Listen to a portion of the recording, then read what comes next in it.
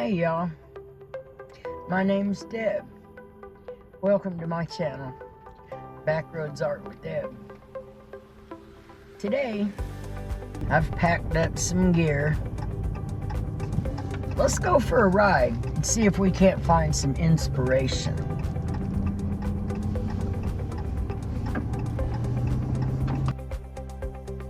I also want to tell you a story about NiksPlaceForVets. I didn't find Nick's place by accident, but I also didn't exactly go looking for it. One day, I saw a post scrolling on Facebook, something that looked like an ad for a veterans home. But underneath it were comments full of misunderstanding and harsh judgment. Enough to bother me. Enough to make me step in. I offered help, but the person never responded, so I searched for the place on my own. And that's how I found Kara, and the mission she built out of heartbreak, perseverance, and love. From the moment we started talking, I realized this wasn't just a program. This was a story about community, about veterans, and about one mother carrying forward the dream of her son, Nicholas. Nick wasn't a veteran, but he grew up in a military home. His father served 35 years in the United States Army, and as many of us know, when one person serves, the family serves right along with them. Nick had a big house, and Kara had experience with rental properties, and together they had started the process, the contacts, the research, and the paperwork to convert his home into a place where veterans could find safety, stability, and family. But in December of 2021, right before Christmas, Nick died by suicide. There was no warning, no signs. Just a loss so deep that it took Kara almost a year to come out of the fog. I know that fog myself. After losing my husband in October of 2024, there were months that I didn't know if I wanted to stay on this earth. But I asked God for a purpose, and He put this channel in my heart to use my gifts to shine light and to tell stories that matter. And somehow, that's exactly what led me to Kara. For her, the shift came one day in her own home, a big, quiet house with empty rooms, and she realized, I can still do this. I can carry Nick's dream forward right here. So she took the smallest, bravest step a person can take, and she picked up the phone. She called the VA and asked, what can I do? How can I open my home to help veterans? And that call led her to the Community Residential Care Program, CRC, a VA-supported option for regular homeowners who want to provide safe housing, meals, transportation, and daily support for veterans who don't require a nursing home but can't live alone safely. She didn't need medical training. She didn't need a corporate structure. She just needed willingness. From there, she did the legwork, the paperwork, guidelines, inspections, logistics, conversations, all the unglamorous pieces people never see. Her first veterans home opened in Muncie, Indiana. It was big enough that under CRC she could house 3 veterans and a live-in house person who helps with meals, transportation, and making sure they stay safe and supported. And just like that, where there was once grief, there was purpose. Where there was silence, there was community. In those early days, she prayed. She told God she wanted someday to house 30 veterans. And not long after, an opportunity appeared. A church building in Marion, Indiana. When she walked through it with her partners, and looked at the layout, they realized something incredible. That single building could house up to 30 veterans, the exact number she had prayed for. Her dream and Nick's dream, the one they planned together, suddenly had room to grow. The buildings aren't what makes Nick's Place special. It's what happens inside them.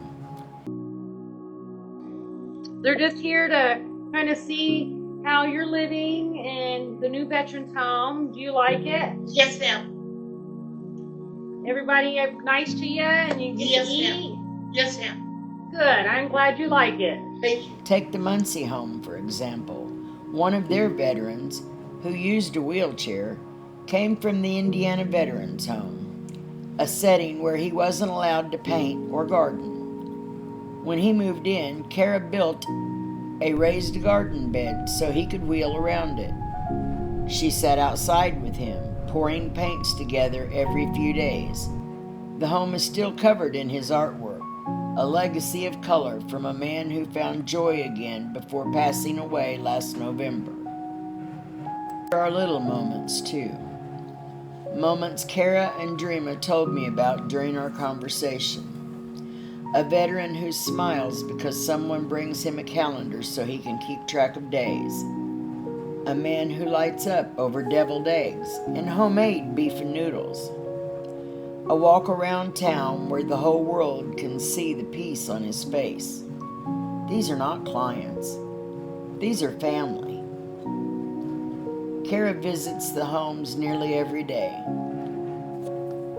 They cook, they talk, they laugh, they help veterans get to their medical appointments. They provide structure, something many have lived without for years. And there's a powerful mental health foundation here. Nick struggled silently. Her daughter struggles. Kara grew up around mental health challenges in her family. She's lived it on every side, and because of that, she understands it deeply, probably more than most people will ever know. That compassion informs everything she does. Dreama, her partner in this work, has her own connection to Nick as well. Her daughter once dated him. Their shared grief and their love for him is what brought these two women together. What they've built since then, mostly with girl power, as Kara put it, is breathtaking. When I asked Kara what message she'd give to veterans who are still struggling in silence, she said, "Keep trying, keep seeking help, find the right people, surround yourself with positivity, and don't give up." When I asked what the community could do to help, she said donations, volunteering, manual labor, of course finances, and prayer. And she meant every word.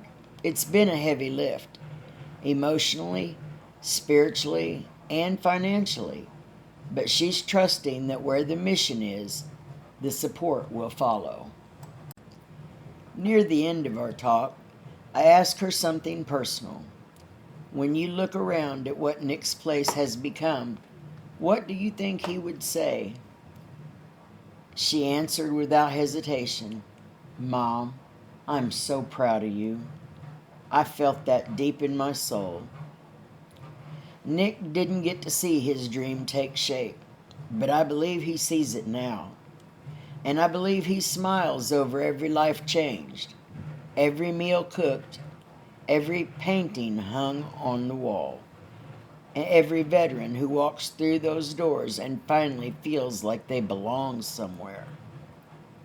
This mission is spirit-led. I believe that with everything in me.